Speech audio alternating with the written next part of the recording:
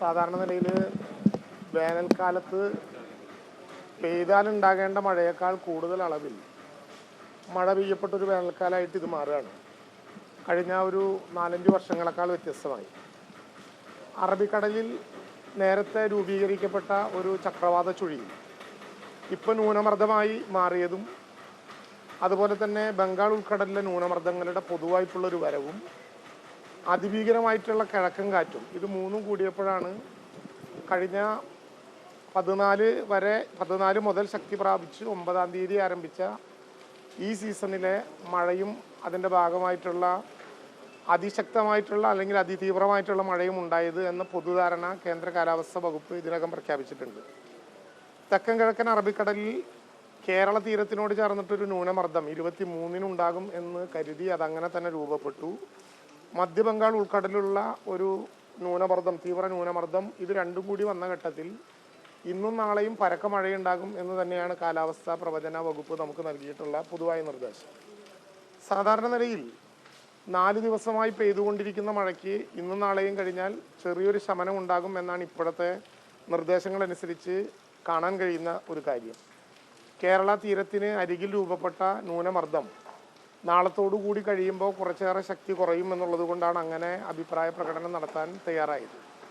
കേന്ദ്ര കാലാവസ്ഥാ വകുപ്പ് ഇന്ന് നൽകിയിട്ടുള്ള നിർദ്ദേശമനുസരിച്ച് മെയ് 31-ാം തീയതിയോടുകൂടി മൺസൂണിൻ്റെ വരവ് കേരളത്തിലേക്ക് ഉണ്ടാകും എന്ന കാര്യത്തിൽ ഏതാണ്ട് ഒരു പൊതുവായ ധാരണ അവരുണ്ടാക്കി കഴിഞ്ഞു.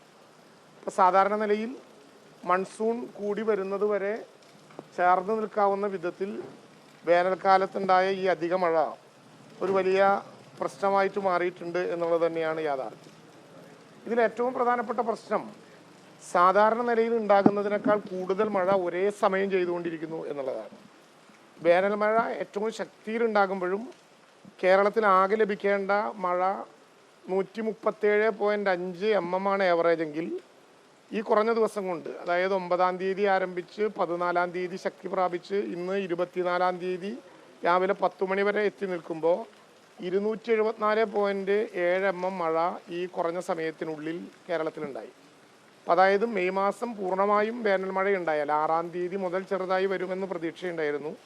അങ്ങനെ വന്നാൽ ഉണ്ടാകേണ്ട, അങ്ങനെ പെയ്യേണ്ട ഏവറേജിൻ്റെ ആകെ മഴ 137.5 mm ആയിരുന്നെങ്കിൽ ഇപ്പോഴത് 274.7 mm മഴയായി പെയ്തു എന്നുള്ളതാണ് അധികമായി വെള്ളം വന്നതിൻ്റെ ഒരു പ്രധാനപ്പെട്ട കാരണമായി കാണാൻ വേണ്ടി കഴിയുന്നത്.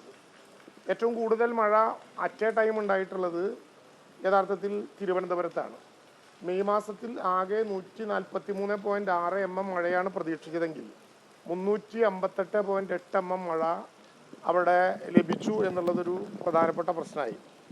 വയനാട്ടിൽ മാത്രമാണ് കുറവ്, അതും 201.9 ആണ്. 101 പ്രതീക്ഷിച്ചിടത്ത് 201 ഉണ്ടായി. അതും ടോട്ടലി കൂടുതലാണെങ്കിലും 201-നും 358 mm ഇടയിലുള്ള മഴ ഈ ചെറിയ സമയത്തിനകത്ത് ഉണ്ടായി എന്നുള്ളത് കൊണ്ട് തന്നെ ഇത്തരം പ്രശ്നങ്ങൾ വല്ലാത്ത വെള്ളം ഉണ്ടാകാനുള്ള കാരണമായി മാറിക്കഴിഞ്ഞിട്ടുണ്ട്.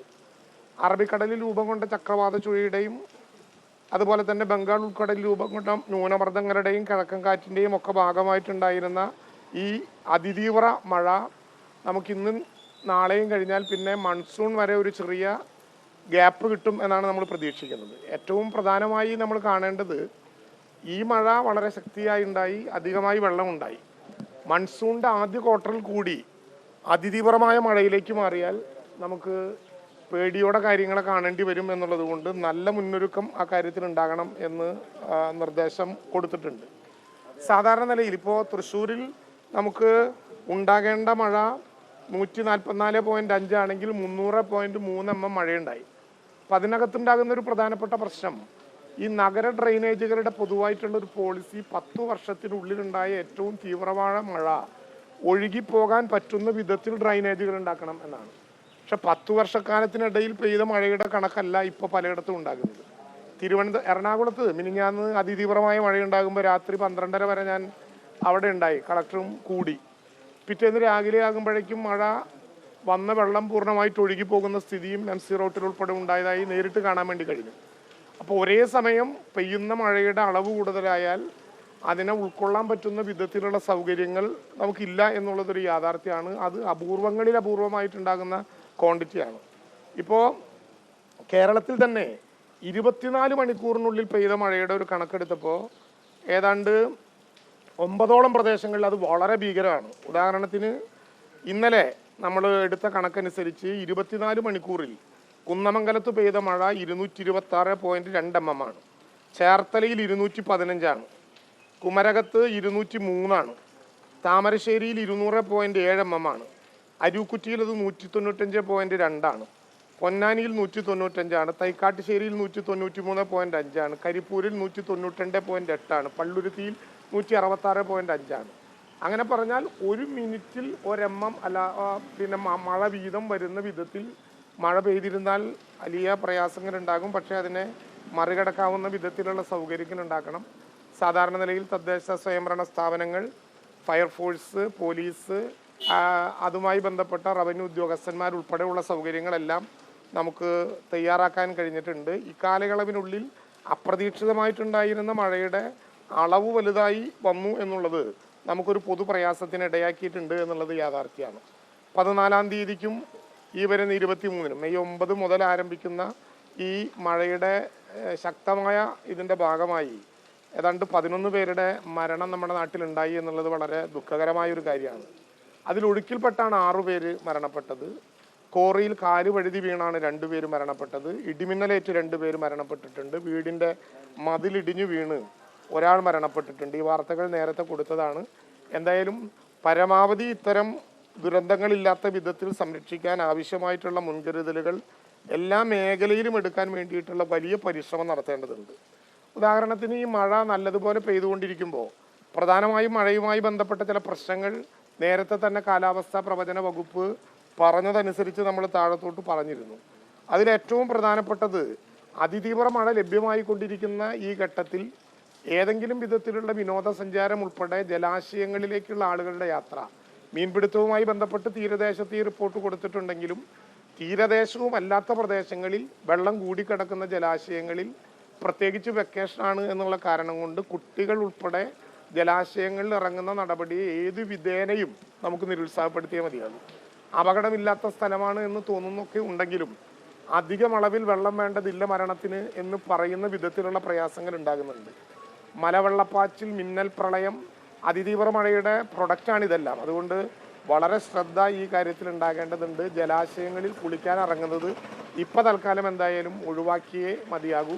ആ വിധത്തിലുള്ളൊരു ശ്രദ്ധ വിനോദസഞ്ചാരത്തിൽ, വഞ്ചി കുത്തിപ്പോകലിൽ, നീന്തലിൽ, മത്സരങ്ങൾ നടത്തുന്നതിൽ ജലാശയങ്ങളുമായി ബന്ധപ്പെട്ട ആളുകൾ ഉണ്ടാക്കണം.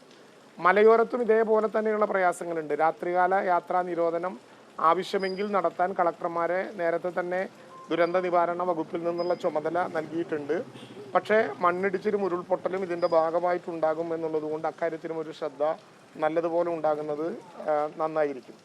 നമുക്ക് ആവശ്യമായിട്ടുള്ള ഏതെങ്കിലും വിധത്തിലുള്ള പ്രയാസങ്ങൾ, താമസിക്കാൻ പ്രശ്നമുള്ള സ്ഥലങ്ങൾ, ശക്തമായ കാറ്റിൻ്റെ ഭാഗമായി മേൽക്കൂര പറന്നു പോകാൻ ഇടയുള്ള വീടുകൾ, വർണബിളാണെന്ന് തോന്നുന്ന സ്ഥലങ്ങൾ, ഓറഞ്ച് ബുക്കിൽ രേഖപ്പെടുത്തിയ സ്ഥലങ്ങൾ, ഇവിടെ നിന്നൊക്കെ ആവശ്യമെങ്കിൽ ആളുകളെ മാറ്റി സ്ഥാപിക്കാൻ വേണ്ടിയിട്ടുള്ള നിർദ്ദേശം നൽകിയിട്ടുണ്ട്. ഇപ്പോൾ കേരളത്തിലാകെ 9 ക്യാമ്പുകളെ ആരംഭിച്ചിട്ടുള്ളൂ.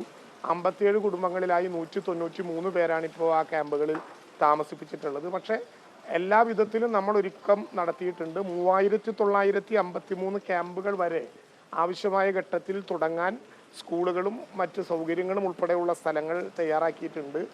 5,66,785 പേരെ വരെ താമസിപ്പിക്കാൻ പറ്റുന്ന വിധത്തിൽ ദുരിതാശ്വാസ ക്യാമ്പുകൾ തയ്യാറാക്കാനുള്ള ഒരുക്കങ്ങൾ പൂർത്തീകരിച്ചിട്ടുണ്ട്. NDRFൻ്റെ 2 ടീം ഇപ്പോൾ കേരളത്തിലുണ്ട്. ജൂൺ ആദ്യ മാസത്തോടു കൂടി 7 ടീമുകളായി അത് വർദ്ധിപ്പിക്കാൻ വേണ്ടിയിട്ടുള്ള ധാരണയും ഉണ്ടാക്കിയിട്ടുണ്ട് മൺസൂണിൻ്റെ വരവോടെ. എല്ലാവരോടും പൊതുവായി അഭ്യർത്ഥിക്കാനുള്ളത്, നേരത്തെ ഇവിടെ പറഞ്ഞതുപോലെ മഴ പെയ്തുകൊണ്ടിരിക്കുന്നതിൽ അറ്റ് എ ടൈം വെള്ളത്തിൻ്റെ അളവ് കൂടുതലാണ് എന്നുള്ളത് കൊണ്ട് സ്വാഭാവികമായിട്ടുള്ള വെള്ളക്കെട്ടലുകളെല്ലാം ഉണ്ടാകുന്നുണ്ട്. തദ്ദേശ സ്വയംഭരണ സ്ഥാപനങ്ങൾ ഉൾപ്പെടെ ആവശ്യമായിട്ടുള്ള മുന്നറിയിപ്പുകളും നടപടിക്രമങ്ങളും ഉണ്ടാക്കി മുന്നോട്ട് പോകാൻ ആലോചിച്ചിട്ടുണ്ട്. ഒരു കാരണവശാലും ഏതെങ്കിലും വിധത്തിലുള്ള രാഷ്ട്രീയം ഉൾപ്പെടെയുള്ള സങ്കുചിത വാദങ്ങളില്ലാതെ എല്ലാവരും ഒരു ടീമായി നിന്ന് ഈ ദുരിതാശ്വാസ പ്രവർത്തനങ്ങൾക്ക് നേതൃത്വം നൽകണം. റവന്യൂ ഉദ്യോഗസ്ഥന്മാർ ഒരു കാരണവശാലും ലീവ് എടുക്കാനുള്ള സ്ഥിതിവിശേഷം ഉണ്ടാകരുത്. ഏത് സ്ഥലങ്ങളിലാണോ അവർ പ്രവർത്തിക്കേണ്ടത് അവരുടെ അധികാര പരിധിയിൽ തന്നെ കേന്ദ്രീകരിച്ചു നിന്നുകൊണ്ട് ആ വിധത്തിലുള്ള പ്രവർത്തനങ്ങളിൽ തയ്യാറാകണം. അതോടൊപ്പം കേവലം ഏതെങ്കിലും ഒരു സർക്കാർ വകുപ്പിൻ്റെ മാത്രം ചുമതലയിൽ നിന്ന് വിഭിന്നമായി എല്ലാ വിഭാഗം ജനങ്ങളുടെയും കൂട്ടായ പ്രവർത്തനത്തോടെ ആ പ്രവർത്തനങ്ങൾ മുന്നോട്ട് കൊണ്ടുപോകാൻ വേണ്ടി കഴിയണം. അപകടകരമായ മരങ്ങൾ മുറിച്ചു മാറ്റുന്ന കാര്യത്തിൽ കർശനമായ ഇടപെടൽ തദ്ദേശ സ്വയംഭരണ സ്ഥാപനങ്ങളുടെ സെക്രട്ടറിമാർക്ക് ആ കാര്യത്തിലുണ്ട്, RDOനുണ്ട്, ബന്ധപ്പെട്ട ഉദ്യോഗസ്ഥന്മാർക്കുണ്ട്. ഒരു കാരണവശാലും അതിലൊരു പഴവും ഉണ്ടാകരുത്. അവസാനമായി മാധ്യമങ്ങളോടുകൂടി അഭ്യർത്ഥിക്കാനുള്ളൊരു കാര്യം, ഡാമുകളുടെ റൂൾ കർവ് നമ്മളിപ്പോൾ പരിശോധിച്ചു. റെഗുലേറ്റ് ചെയ്തുകൊണ്ട് നമുക്ക് വെള്ളം വിടുന്നുണ്ട് ചില സ്ഥലങ്ങളിൽ. തൃശ്ശൂരിലെ പീച്ചി, വാഴാനി ഉൾപ്പെടെയുള്ള സ്ഥലങ്ങളിൽ അധികമായി വെള്ളം വന്നിട്ടില്ല. യഥാർത്ഥത്തിൽ ഈ ഡാമിൻ്റെ വൃഷ്ടിപ്രദേശങ്ങളിൽ അധികമായി വെള്ളം വന്ന് കാണുന്നില്ല എന്നുള്ളതാണ് ഇപ്പോൾ മനസ്സിലാക്കാൻ കഴിയുന്നത്. അതെ അതെ അതെ ഞാൻ അതിലേക്ക് വരുന്നത്. അപ്പോൾ അതുമായി ബന്ധപ്പെട്ട്, അതായത് മഴ ആരംഭിക്കുന്നതിന് മുമ്പ് ഓറഞ്ച് ബുക്കിനെ ബേസ് ചെയ്തുകൊണ്ടുള്ള ഈ നടപടികൾ ക്രമങ്ങൾ ആരംഭിക്കാൻ എല്ലാവരോടും നിർദ്ദേശം കൊടുത്തിട്ടുണ്ട്.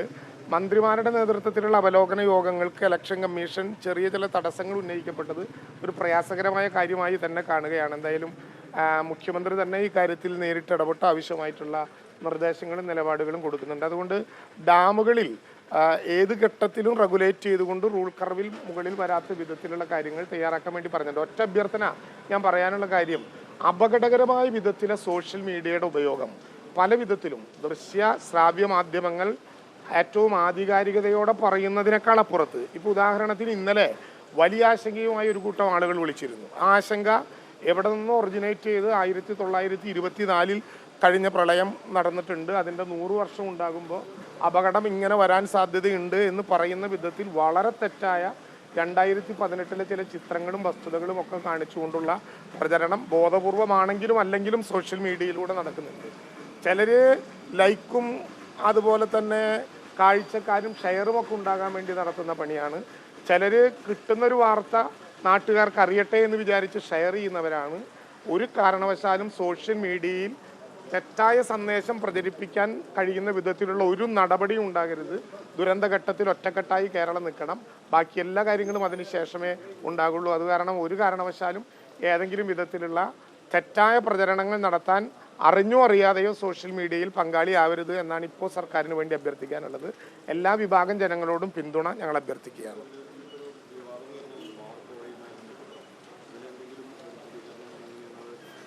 ഉയർന്നു വന്നത് എവിടെ നിന്നാണെന്നും ആരാണ് തീരുമാനിച്ചതെന്നും ഇല്ലാത്ത സാഹചര്യത്തിൽ ഇപ്പം അതിനെക്കുറിച്ചൊന്നും പ്രചരിപ്പിക്കാൻ ഉദ്ദേശിക്കുന്നില്ല. ഇപ്പം ഇതിനകത്ത് നിൽക്കുക എന്നുള്ളതാണ് ഏറ്റവും. ഇന്നലെ ഈ ബുധനാഴ്ച തൃശ്ശൂർ നഗരത്തിൽ വലിയ വെള്ളക്കെട്ട് രൂപപ്പെട്ടിരുന്നു. അപ്പോൾ അതിൽ പ്രതിപക്ഷം ആരോപിക്കുന്ന ഒരു കാര്യം എന്ന് പറഞ്ഞു കഴിഞ്ഞാൽ കൃത്യമായിട്ട് മഴക്കാല ശുചീകരണ പ്രവർത്തനങ്ങൾ നടത്താത്തതാണ് പെട്ടെന്നൊരു വെള്ളക്കെട്ടുണ്ടാകുന്ന കാര്യങ്ങൾ പരിശോധിച്ചാൽ മതിയാവുമല്ലോ. ഒന്നധികമായ വെള്ളം ഉണ്ടായതാണ്, മറ്റേതെങ്കിലും വിധത്തിൽ എവിടെയെങ്കിലും കുറവുണ്ടെങ്കിൽ അത് പരിശോധിക്കും. അവർ പറഞ്ഞൊരു കാര്യമുണ്ട്, മുമ്പിൽ സ്ലാബ് മാറ്റാത്ത വലിയ എന്താണ് യാഥാർത്ഥ്യമെങ്കിലും ഒന്ന് നോക്കാം. പെട്ടെന്ന് ഇത്ര വെള്ളം കൂടുമെന്ന് പ്രതീക്ഷിച്ചിട്ടുണ്ടാകില്ല, അതിനുണ്ടായതാകാം. എന്തായാലും കളക്ടർ അടിയന്തരമായിട്ടുള്ള നിർദ്ദേശം കൊടുത്തിട്ടുണ്ട് ആ കാര്യങ്ങളിൽ മുന്നോട്ട് പോകാം.